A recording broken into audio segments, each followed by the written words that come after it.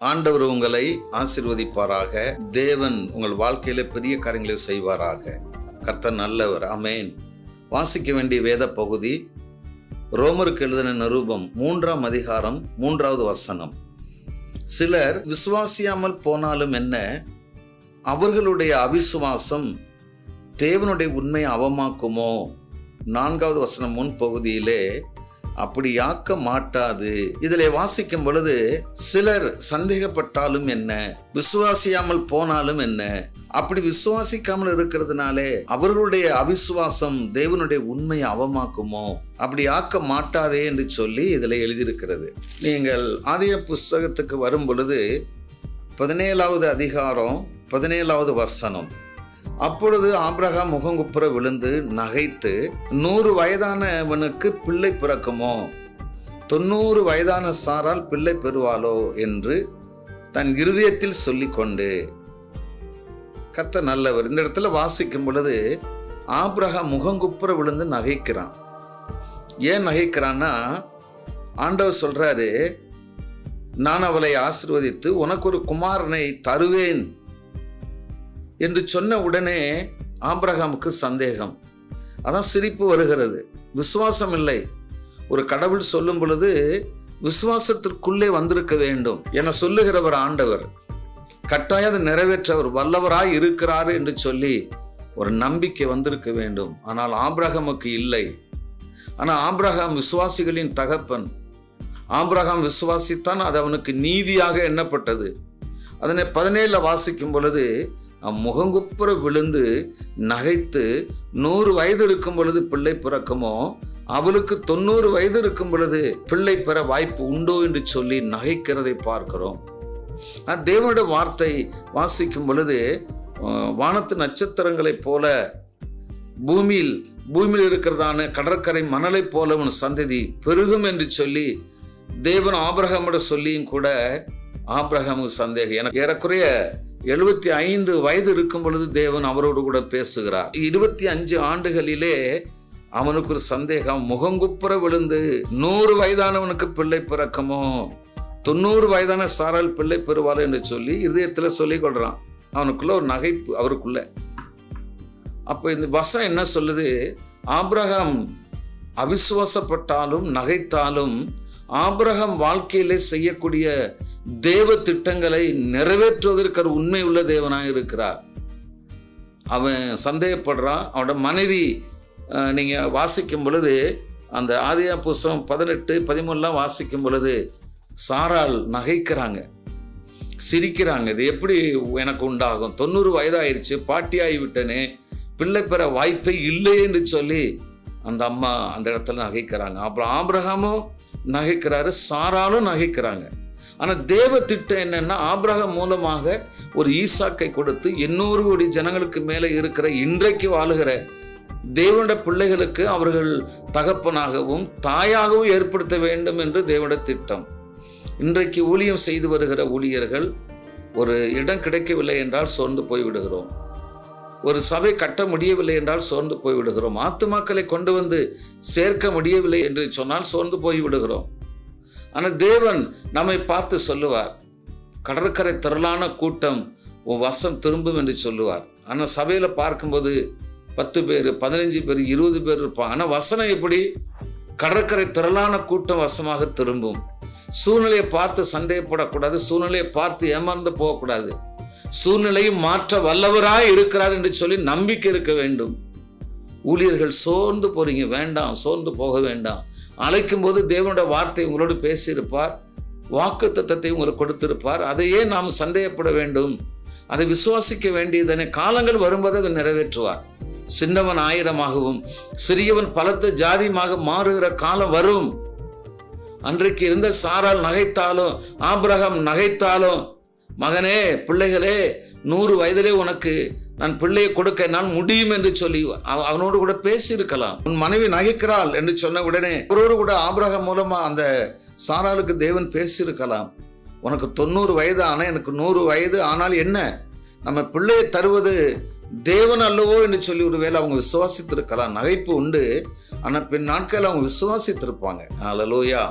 அப்போ நீங்கள் பார்க்கும் பொழுது அருமையான ஒரு ஒரு சந்ததியாகிய அருமையான ஒரு பிள்ளையை ஈசாக்க தேவன் அந்த நகைத்த சாராளுக்கும் சிரிச்ச ஆபிரகாமுக்கும் நான் தேவன் வாக்குத்தத்தம் பண்ணினது நிறைவேற்ற வல்லவராய் இருக்கிறேன் என்பதை நிரூபித்து காண்பிக்கும்படி ஒரு ஈசாக்குங்கிற அருமையான பிள்ளையை தேவன் கொடுத்தார்.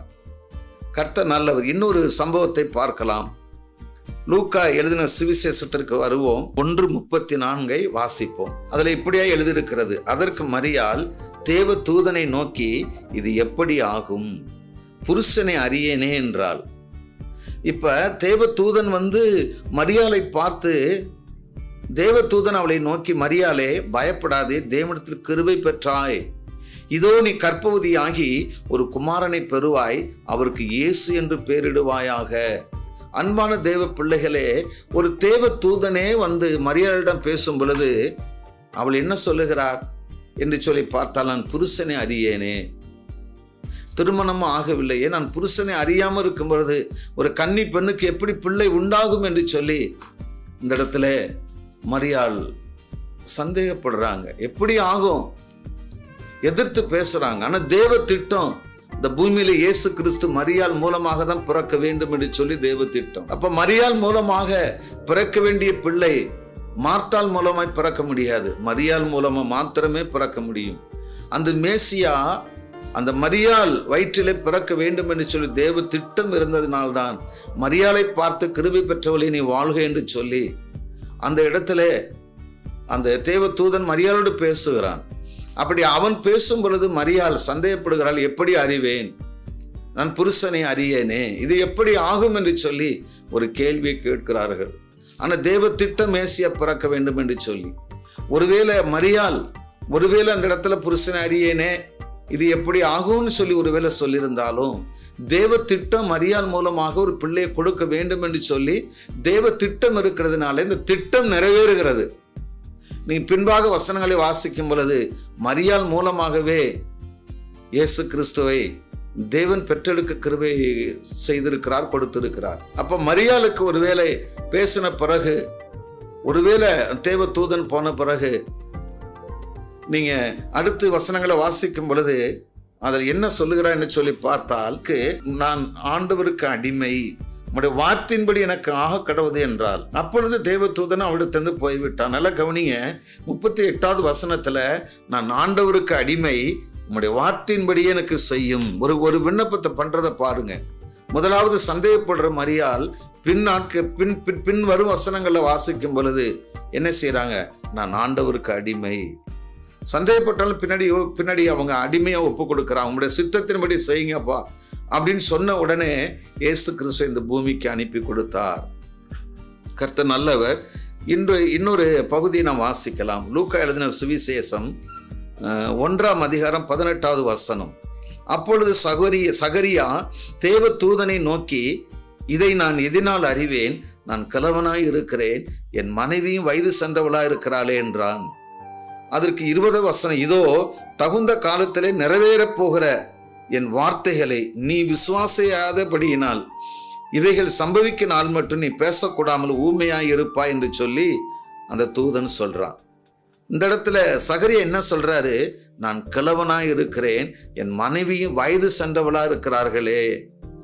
இயேசு கிறிஸ்துக்கு முன்பாக ஒரு எலியா வர வேண்டும் என்று சொல்லி தேவ திட்டம் இருந்ததினாலே யோவான் ஸ்நானகனை இந்த பூமிக்கு அனுப்ப வேண்டும். அது யார் மூலமா அனுப்ப வேண்டும் என்று சொல்லி பார்த்தால், சகரியா மூலமாகவும் எலிசபெத் மூலமாக தான் அனுப்ப வேண்டும். ஆனா சகரியா தேவ தூதன் நின்று சொல்லும் பொழுது, பயப்படாது, உன் வேண்டுதல் கேட்கப்பட்டது என்று சொல்லி பின் வரும் வசனங்களை அவர் இப்படியாக சொல்லிக் கொள்ளும் பொழுது இவன் என்ன சொல்லலாம், கிழவியா இருக்கிறேன், நான் கிழவனா இருக்கிறேன், மனைவி வயது சென்றவள் இருக்கிறாள், இது எப்படி ஆங்கிற ஒரு கேள்வி. ஆனா தேவ திட்டம் இவர்கள் மூலமா தான் யோவான் ஸ்நானகன் பிறக்க வேண்டும் என்று, இயேசு கிறிஸ்துக்கு முன்பாக வரவேண்டிய ஒரு தீர்க்கதரிசி பிறக்க வேண்டும் என்று சொல்லி திட்டம் இருந்தது. அதனால நான் ஊமையா இருந்தேன். நீ தகுந்த காலத்துல நடக்க போகிற வார்த்தை நீ விசுவாசியாமல் இருக்கிறதுனாலே நீ ஊமையா இருப்பாய் என்று சொல்லி சொல்லுகிறதை பார்க்கிறோம்.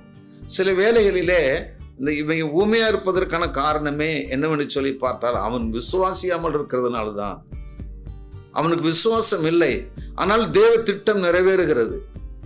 எலிசபெத் மூலமாக ஒரு ஆண் பிள்ளையை கொடுத்து அவனுக்கு யோவான் ஸ்நானகன் என்று பெயர் வைக்கிறார்கள். 3 சம்பவங்களை உங்களிடத்தில் நான் சொல்லியிருக்கிறேன். ஆபிரகாமை குறித்து சொன்னேன், சந்தேகப்பட்டாலும் ஈசாக்கை தேவன் தந்தார். மரியாள் அம்மாவை குறித்து சொல்லும் பொழுது அருமையான அவங்க பெற்ற இயேசுவை பெற்றெடுத்த தாயார், நான் புருஷனை அறியனே என்று சொன்னாலும் ஆண்டவருக்கு அடிமை என்று சொன்ன உடனே அவர்கள் மூலமாக இயேசு கிறிஸ்துவை பெற்றெடுக்கும்படியான பாக்கியத்தை தேவன் தந்தார். அதற்கு அடுத்து சகரியா, யோவான் ஸ்நானகன் பிறக்க வேண்டும் என்று சொல்லி இருந்திருந்தாலும் வயது சென்றவளா இருக்கிறமே என்று சொல்லி அவர்கள் கேள்வி கேட்டது நிமித்தமாக அவர்களை விட்டுவிடவில்லை. பின் நாட்களில் ஊமை ஆன பிறகு அவன் மன்னிப்பு கேட்டிருக்கலாம். நான் விசுவாசிக்கிறேன், வார்த்தையின்படி செய்யும் அப்படின்னு வேதத்தில் இல்லை. ஆனால் தேவன் அப்படி ஒரு பொருத்தனையோடு அவன் ஜெபித்துக் கொண்டிருக்கலாம். அவன் அவிசுவாசப்பட்டாலும் அவன் மூலமாய் நிறைவேற்ற வேண்டிய தேவ திட்டத்தை நிறைவேற்றினார். அல்லேலூயா. திரும்ப ரோமர் 3வது அதிகாரம் 3வது வசனத்தை வாசிப்போம். சிலர் விசுவாசியாமல் போனாலும் என்ன, அவர்களுடைய அவிசுவாசம் தேவனுடைய உண்மையை அவமாக்குமோ?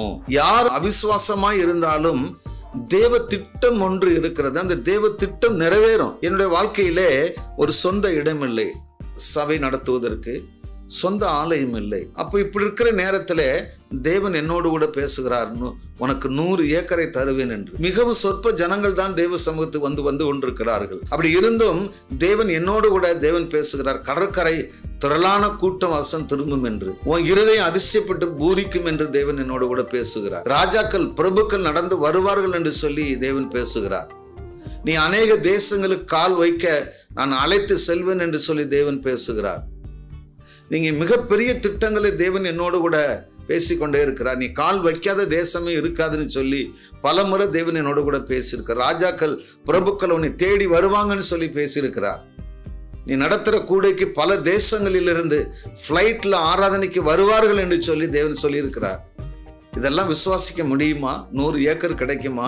வெளிநாட்டிலிருந்து தேவ ஜனங்களை ஆராதனைக்கு இந்த தஞ்சை பட்டணத்துக்கு தேவன் கொண்டு வருவாரா? பார்க்கும் பொழுது ராஜாக்கள் பிரபுக்கள் தேவ சமூகத்து வருவாங்களா? கடற்கரை திரளான கூட்டம் வசம் திரும்புமா? இத்தனை வருடம் ஊழியம் செய்து ஆத்து மக்களை கொண்டு வந்து சேர்ப்பதற்கு எவ்வளவு சிரமப்படுகிறோம். இதெல்லாம் பார்க்கும் பொழுது ஒரு மனுஷனுக்கு நம்பிக்கை வராது. ஆனா ஆபிரகாம் விசுவாசித்தன, அவனுக்கு அது நீதியாக எண்ணினார். இதை வாசிக்கிற எனக்குள்ள ஒரு பெரிய விசுவாசம் உண்டு. யாரெல்லாம் விசுவாசித்தார்களோ அவர்களுக்கு அற்புதம் செய்திருக்கிறார். இன்னும் அவிசுவாசமாய் இருந்தவர்களுக்கும் அவர்களுக்கு உணர்த்தி, உன் மூலமாய்தான் நான் ஒரு பிள்ளையை கொடுக்க முடியும், உன்னை உயர்த்த முடியும் என்று சொல்லி அவர்களோடு இருந்து அந்த வார்த்தைகளை உறுதிப்படுத்தி அற்புதங்களை செய்திருக்கிறார். அப்போ சந்தேகப்படுகிறவர்களுக்கும் அவிசுவாசப்படுகிறவர்களுக்கும் உணர்த்தி அந்த காரியத்தை சொல்வாரானால் அவர் சொன்ன உடனே அப்படியே அப்பட்டமாக நம்பி தேவனால் கூடும், தேவனால் முடியும், அவர் செய்ய வல்லவராய் இருக்கிறார் என்று நம்பிக்கையோடு இருக்கிற எனக்கு எப்படி தேவன் செய்யாமல் இருப்பார்? தேவனுடைய வாக்குத்தத்தத்தை குறித்து நான் அவிசுவாசமா இராமல், ஆபிரகாம் விசுவாசத்துல வல்லவனாய் இருந்தான். அதே போல நீங்களும் நானும் அவிசுவாசத்துல நம்ம குறைப்பட்டு போகக்கூடாது. ஊழியம் செய்து கொண்டிருக்கிற விசுவாச பிள்ளைகளா இருக்கிற நமக்கு தேவன் நம்மோடு கூட பேசுகிறார். அல்லேலூயா. தேவனுடைய பிள்ளைகள் அநேகர் இன்னைக்கு குழந்தை இல்லாம இருக்கிறீங்க. பல தேசத்துல குழந்தை எடுத்து வளர்க்கலாமா அல்லது குழந்தை கொடுப்பாரா என்று சொல்லி அப்படி ஒரு ஊசலாட்டத்தோடு இருக்கிறீங்க. அப்படி அல்ல. உங்களுக்கு தேவன் சொல்லி இருந்தா, தேவன் பேசி இருந்தா அதை கட்டாயம் நிறைவேற்ற வல்லவரா இருக்கிறார். உங்களுக்கு குழந்தைய இந்த வருடத்துல தேவன் தருவார். நிறைய ஊழியர்கள் குழந்தை இல்லாம இருக்கிறீங்க, குழந்தை இல்லை, ஜெபிக்கிறீங்க, கண்ணீர் விடுறீங்க, நான் அவ்வளவு ஊழியம் செய்கிறேனே, எனக்கு ஒரு பிள்ளை இல்லைன்னு சொல்லி கண்ணீரோடு அழுது கொண்டிருக்கிற பாஸ்டர் அம்மாமார்கள் எத்தனை பேருங்களா இருக்கிறாங்க இந்த உலகத்துல, அழுது கொண்டு இருக்கிறாங்க. நாங்கள் ஜெபிக்கும் பொழுது மற்றவர்களுக்கு குழந்தை கொடுக்கிற தேவனே, எங்களுக்கு ஒரே பிள்ளை, பெண் பிள்ளை கொடுத்தாலும் ஆண் பிள்ளை கொடுத்தாலும் ஏற்றுக்கொள்ளுகிறேன் என்று சொல்லி ஏக்கத்தோடு இருக்கிற ஊழியக்கார பாஸ்டர் அம்மாமார்கள் இருக்கிறாங்க, பாஸ்டர்ஸ் இருக்கிறாங்க. அவங்களை பார்த்து தேவன் சொல்லுகிறார், ஆபிரகாமுக்கு ஏறக்குறைய 100 வயது இருக்கும் பொழுது, சாராளுக்கு 90 வயது இருக்கும் பொழுது அருமையான ஒரு ஈசாக்கை தேவன் கொடுப்பது உண்மை என்றால் உங்களுக்கு எனக்கும் தேவன் நிச்சயமாய் கொடுப்பார். நான் விசுவாசித்தது எதையுமே தேவன் எனக்கு அல்ல தட்டினது இல்லை. நான் கேட்டது எல்லாம் என் தேவன் எனக்கு கொடுத்திருக்கிறார். நீ விசுவாசி, நீ விசுவாசித்தால் தேவனுடைய மகிமையை காண்பாய். எப்ப விசுவாசிக்கிறோமோ அப்பதான் மகிமையை காண முடியும், இல்லைன்னா காண முடியாது. விசுவாசிங்க, நம்பிக்கை வைங்க, தேவன் பெரிய காரியங்களை செய்வார். அல்லேலூயா. கர்த்தர் நல்லவர். சிலருக்கு நீர்க்கட்டிகள் இருக்கிறதுனால குழந்தை பெறுவதற்கு வாய்ப்பே இல்லை என்று சொல்லி டாக்டர்கள் சொல்லியிருக்கிறாங்கன்னு சொல்லி ஒருவேளை நீங்கள் சொல்லியிருக்கலாம். ஒருவேளை யூட்ரஸ் ரொம்ப பலவீனமாக இருக்கு, குழந்தை பெறுவதற்கு வாய்ப்பே இல்லைன்னு சொல்லி ஒருவேளை சொல்லியிருக்கலாம். ஃப்ளோபியன் டியூப் வெடிச்சிருச்சு, இனி பிள்ளை பெறுவதற்கு வாய்ப்பே இல்லைன்னு சொல்லியிருக்கலாம். ஆனா தேவன் எல்லா கூற்றுகளையும் மாற்றுகிற அன்பு தெய்வம். உங்களிடத்து என்ன பேசினாரோ, சூழ்நிலையில் எப்படிப்பட்ட காரியம் இருந்தாலும் அதை நிறைவேற்ற வல்லவராய் இருக்கிறார். நாங்கள் திருமணமாகி கரெக்டா 10 மாதத்துல ஒரு ஆண் குழந்தையை கொடுத்தால் முதல் மகன் பேர் யோவான். 2வது மகன் பிறப்பதற்கு வாய்ப்பே இல்லை. முதல் மகன் பிறந்து ஒரு 2 வருடத்திற்குள்ளே மிகப்பெரிய ஒரு ஆபரேஷன் நடந்தது. அதிலே டாக்டர் சொன்னார்கள், இனி குழந்தை பெறுவதற்கு வாய்ப்பே இல்லை. அதனால உங்களுக்கு ஃபேமிலி பிளான் பண்ணணும்னு சொல்லி நம்மளோட பாஸ்டர் அம்மாட்ட சொல்லும் பொழுது அவங்க அந்த மயக்கத்திலே இருந்து கொண்டு ஆண்டவர்கிட்ட கேட்டிருக்கிறாங்க, ஆண்டவரே, நான் சிங்கப்பூர் தேசத்துல இருக்கும் பொழுது எனக்கு 2 ஆண் பிள்ளையை தருவேன்னு சொன்னீங்களே, ஒரு பிள்ளை பெற்றெடுத்துட்டேன், உமக்காக இன்னொரு பிள்ளை பெற்றெடுக்க வேண்டுமே. டாக்டர்கள் இப்படி சொல்லுகிறார்களே, உயிருக்கு ஆபத்து, அதனால ஃபேமிலி பிளான் பண்ணி ஆகணும்னு சொல்லி சொல்றாங்களே, நான் என்ன செய்வேன்னு சொல்லும் பொழுது ஆண்டவர் பேசியிருக்கிறார். உனக்கு சொன்னதை நான் நிறைவேற்ற வல்லவராக இருக்கிறேன்னு சொன்ன உடனே அந்த மயக்கத்திலே இந்த ஆஸ்பத்திரியில் டாக்டர்ஸ் எனக்கு ஃபேமிலி பிளான் பண்ணாதீங்கன்னு சொல்லிட்டாங்க. சரிம்மா, அதுக்கு மேலே ஓ இஷ்டம்னு சொல்லி அந்த டாக்டர்ஸ் விட்டுட்டாங்க. ஐயா, 5 ஆண்டுகள் குழந்தையே இல்லை. இவங்க கேட்டாங்க, சிங்கப்பூர்ல இருக்கும்போது 2 ஆண் பிள்ளையை தருவேன்னு சொன்னீங்களே, ஒரு ஆண் பிள்ளை கிடைச்சிருச்சு, இன்னொரு பிள்ளை பெறுவதற்கு வாய்ப்பே இல்லைன்னு இருக்கு அப்படி சொல்லும் பொழுது, ஆனா என்னுடைய மனைவி பாஸ்டர் அம்மா நல்ல விசுவாசிக்கிறவங்க. உலகமே ஒருவேளை நம்முடைய சரீரத்துல மாற்றங்கள் இருக்கலாம், குழந்தை பெறுவதற்கு வாய்ப்பு இல்லாமல் கூட இருந்திருக்கலாம். ஆனால் தேவன் சொன்ன வார்த்தை நிறைவேறும். 2 ஆண் பிள்ளை தருவேன்னு சொல்லியிருக்கிறார், கட்டாயம் நிறைவேற்றுவார்னு சொல்லி அவங்க விசுவாசித்ததுனால 5 வருடம் கழிச்சு இன்னொரு ஆண் மகனை தேவன் கொடுத்தார். அவர் பேர் காலேப். இன்னைக்கு 2 பிள்ளைகளை கொடுத்து பிள்ளை பெறுவதற்கு வாய்ப்பே இல்லை. ஒரு மகனோடு நிறுத்தி விட வேண்டிதான் என்பது அறிவியல் கூற்று. ஆனா இந்த இடத்துல பார்க்கும் பொழுது தேவனுடைய வார்த்தை, தேவன் பேசின வார்த்தை அவன் நிறைவேற்ற வல்லவராய் இருக்கிறாரே என்று சொல்லி பாஸ்டர் அம்மா அவங்க விசுவாசித்தாங்க. அப்படியே தேவன் எங்களுக்கு கொடுத்தார். அவர் சொன்னதை நிறைவேற்றுகிறவர், அவர் மேன்மைப்படுத்துகிறவர், அவர் உயர்த்துகிறவர்.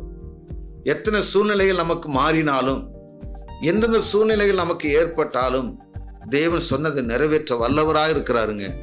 உங்களை நடக்க வைப்பார்னா தேவன் நடக்க வைப்பார். உங்களுக்கு ஒரு டாக்டர் பெண்ணை கொடுப்பார்னா டாக்டர் பெண்ணை கொடுப்பார். ஒரு ஊழியக்காரிய அல்லது ஊழியக்காரனை கொடுப்பார் என்று சொல்லி பேசியிருப்பார். ஆனால் அவர் அந்த ஊழியக்காரியின் தேவன் கொடுப்பார். காலங்கள் நீட்டிக்கலாம், காலங்கள் அப்படியே கடந்து போகலாம். ஆனா தேவனுடைய வார்த்தை ஒரு நாளும் கடந்து போகாது. சின்னவன் 1000 சிறியவன் பலத்த ஜாதியுமா மாறுவான். ஏற்ற காலம் ஒன்று வைத்திருக்கிறார் தேவன். அந்த ஏற்ற காலத்தில் அவர் நிறைவேற்ற வல்லவராய் இருக்கிறார்.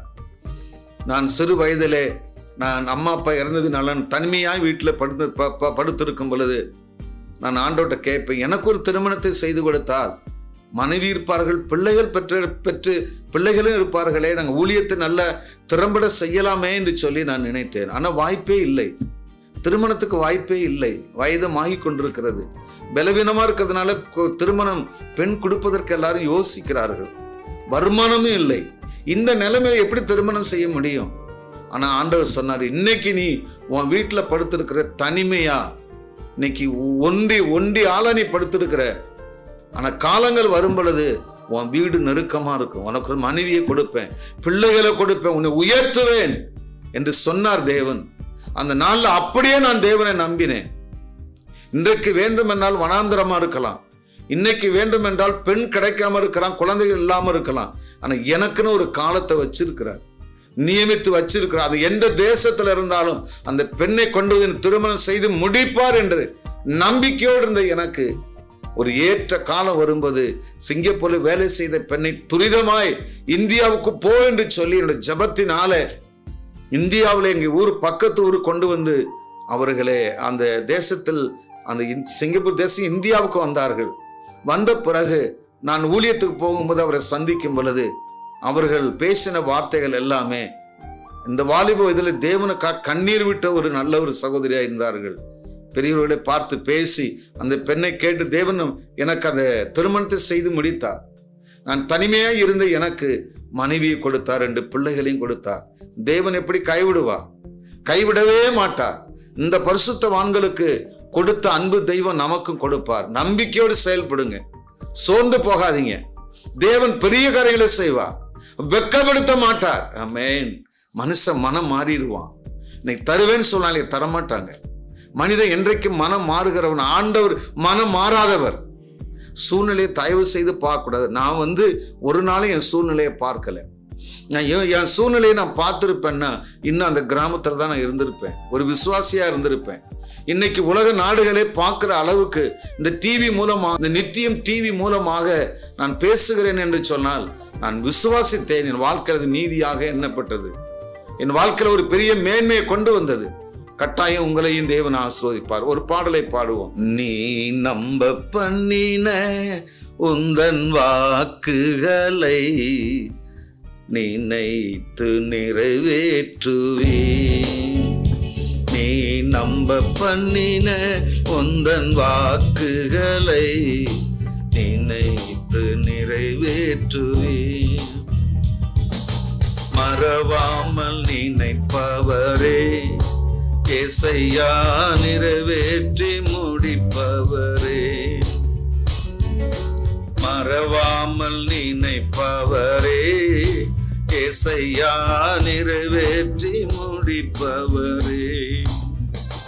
நீ நம்ப பண்ணின உந்தன் வாக்குகளை நினைத்து நிறைவேற்றுவே. உடன்படிக்கையின் தேவன், நீ உண்மையில் பிசகாதவர். உடன்படிக்கையின் தேவன், நீ உண்மையில் பிசகாதவர். தாவீதுக்கு நான் பொய் சொல்லே என்று சொல்லி சொன்னதை நிறைவேற்றுவி. என் தாவீதுக்கு நான் பொய் சொல்லே என்று சொல்லி சொன்னதை நிறைவேற்றுவி. மறவாமல் நினைத்தவரே ஏசையா, நிறைவேற்றி முடிப்பவரே. மறவாமல் நினைப்பவரே ஏசையா, நிறைவேற்றி முடிப்பவரே. நீ நம்ப பண்ணின உந்தன் வாக்குகளை நினைத்து நிறைவேற்றுவே. சொன்னதை செய்து முடிப்பே. நீ முடித்து தீர்க்கும் மட்டும் கைவிட மாட்டே. சொன்னதை செய்து முடிப்பே. நீ முடித்து தீர்க்கும் மட்டும் கைவிட மாட்டே. என் கையை கொண்டு தொடங்கினதெல்லாம் என் கையை கொண்டே நிறைவேற்றுவே. என் கையை கொண்டு தொடங்கினதெல்லாம் என் கையை கொண்டே நிறைவேற்றுவே. மறவாமல் நினைத்தவரே ஏசையா, நிறைவேற்றி முடிப்பவரே. மறவாமல் நினைப்பவரே ஏசையா, நிறைவேற்றி முடிப்பவரே. நம்ப பண்ணின உந்தன் வாக்குகளை நினைத்து நிறைவேற்றுவே. நீ நம்ப பண்ணின உந்தன் வார்த்தைகளை நினைத்து நிறைவேற்றுவே. மறவாமல் நினைத்தீரையா ஏசையா, நிறைவேற்றி முடிப்பீரையா. மறவாமல் நினைத்தவரே ஏசையா, நிறைவேற்றி முடிப்பவரே. நீ நம்ப பண்ணின உந்தன் வாக்குகளை நினைத்து நினைத்து நிறைவேற்றுவே.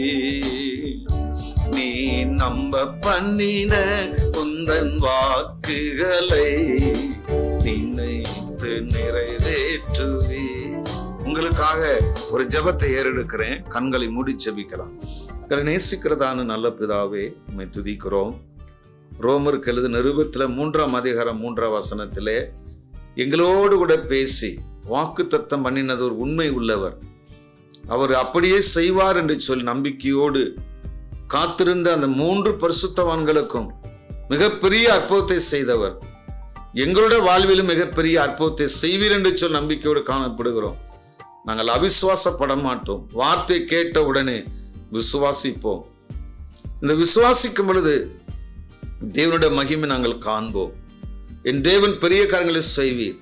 இந்த நாளில் சந்தேகத்தோடு இருக்கிறதான தேவனுடைய பிள்ளைகள் வாழ்விலே சந்தோஷத்தை ஏற்படுத்துங்க, விசுவாசத்தை ஏற்படுத்துங்க. தேவன் தாமே ஆசீர்வதிங்க, பலப்படுத்துங்க. நன்மை கிருபையும் தொடரட்டும். இயேசுவின் நாமத்தில் ஜெபிக்கிறோம் பிதாவே, ஆமென்.